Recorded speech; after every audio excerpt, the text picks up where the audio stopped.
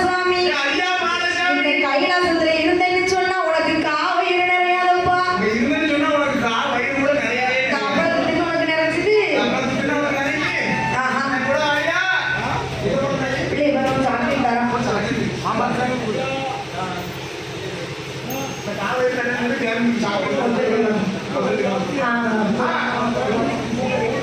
கைலாசத்துல இருந்தேன்னு சொன்னா உனக்கு காவயிறு நிறையாது. அம்மாவின் பால் குடித்தாயானா உனக்கு அடிவயிறு நிறையாதப்பா. சாப்பிடலையா? எத்தோட வருதமா? மாதா பால் குடித்தேன்னு சொன்னா உன் மணி குடல் கூட நிறையாதுப்பா. சரி வெட்டி விடணும். அப்போ பார்த்தா என் தாயாகப்பட்ட பேச்சியம்மா கைலாசத்துல இருந்துன்னு சொன்னா உனக்கு தகுந்த சாப்பாடு கிடையாது. உனக்கு தேவையான இடம் எங்க இருக்கு? மையான கரையில. ஆமா மையான கரையில உனக்கு தேவையான மாண்ட பழம் வேகுதப்பா. அந்த சுடுகாடு தண்ணதில உனக்கு சுட்ட பழம் வேகுதப்பா. என் மகனே மாடசுவாமி வீடுகாடு வந்தேன்னு சொன்னா உனக்கு தேவையான இறந்த பழம் வேகுது.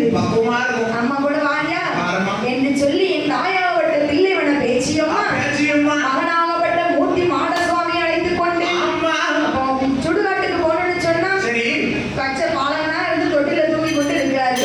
இப்படி சுடுகாட்டுக்கு போக முடியுமா ஐயா? அதுக்கு தகுந்தபடி ஒரு உருவத்தை எடுக்கணும். ஆமா என்று சொல்லி அவர் குழந்தை போல இருந்தவர் கோபுரம் போல் உருவம் கொண்டார். பாலகனா இருந்தவர்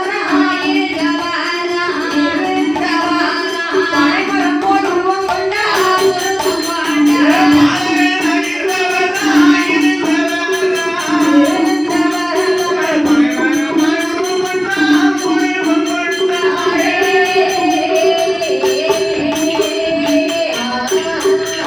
குழந்தை போல இருந்தவர் கோபுரம் முடிவு கொண்டார்.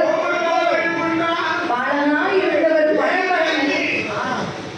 பனைமரம் போல் வடிவம் கொண்டு தொட்டில விட்டு இறங்கினாரு. சரி தாயாகப்பட்ட பேச்சு பிரம்ம ராட்சுதையாள் மகனாகப்பட்ட மூர்த்தி மாடசுவாமி அழைத்துக் கொண்டு சுடுகாட்டுக்கு போகணும்னு சொன்னா சரி போக முடியுமா ஐயா? முடியாது. உங்களை மாதிரி பட்டு சேலை கட்டி போக முடியுமா?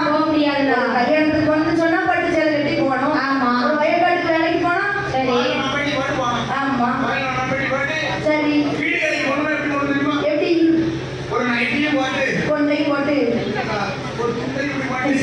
கொண்டையும் போட்டு ஒரு சீப்பையும்